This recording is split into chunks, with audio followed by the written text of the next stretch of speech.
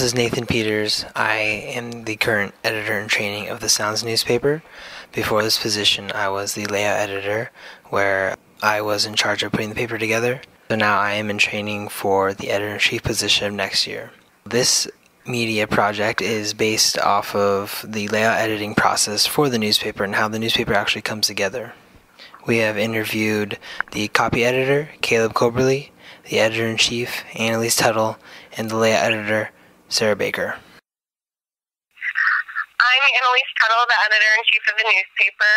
I make sure that the appropriate articles are assigned to reporters and that they cover timely topics and relevant topics to the campus, and they write them, I edit them, and send them to the copy editor, which is Caleb Coberly, and he makes sure that there's no AP style errors and grammatical errors, and then he sends them back my way, and we do a look over and make sure that they're ready for layout, and then I send them to the layout editor, which is Sarah Baker, and she lays them out properly onto layout. I give her some ideas for what should go on the front page and what we feel is newsworthy, and I look it over before we send it off to print after we copy edit, and then it's good to go, and then it prints to the campus.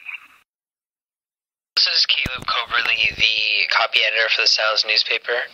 Caleb, can you tell me what your role in the editing process and the layout process is? Well, we do a lot of things on Google Docs first.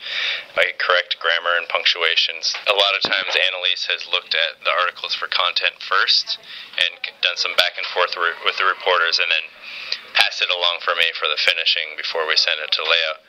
But sometimes I'll help her out with that, or I'll see things that she missed, and so I'll have a little back and forth with the reporters about things they need to change content-wise or structure-wise. And then I send it over to layout through Google Docs, and then our layout editor puts it in InDesign and kind of, makes it all fit in the right way, and then prints out like a version of the newspaper that then we copy edit with pen and ink on paper, what it's going to look like. And so a lot of times we'll get the reporters to get the stuff that I missed. And then we'll check, the new stuff that goes in InDesign that wasn't in Google Docs, like the page jumps, the captions, things like that, to make sure that it says, when it says the article continues on page 3, that it really does continue on page 3, things like that. So this is Sarah Baker, the Sounds newspaper's layout editor. So can you tell me what your role is in the layout editing process? Sure.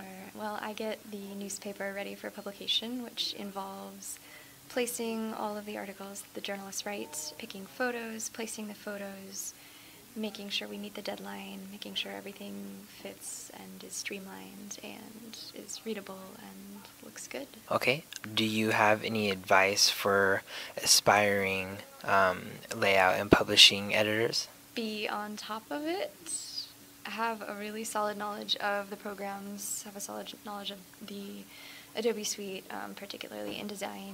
Be flexible in your work. There's a lot of last-minute changes, and you need to be able to tweak things and modify things if a new article comes in, if the length changes, if photos don't come in. You have to be able to rearrange things and make it still look good. As far as getting into the field, yeah. I guess so what kind of experience do you have? Just work, pick up any gigs that you can find, have a strong portfolio. To build your portfolio, I would recommend volunteering. You can make art for nonprofits. They always love it. Get your work out there, have a website, have everything online, be easy to find, and just go for it.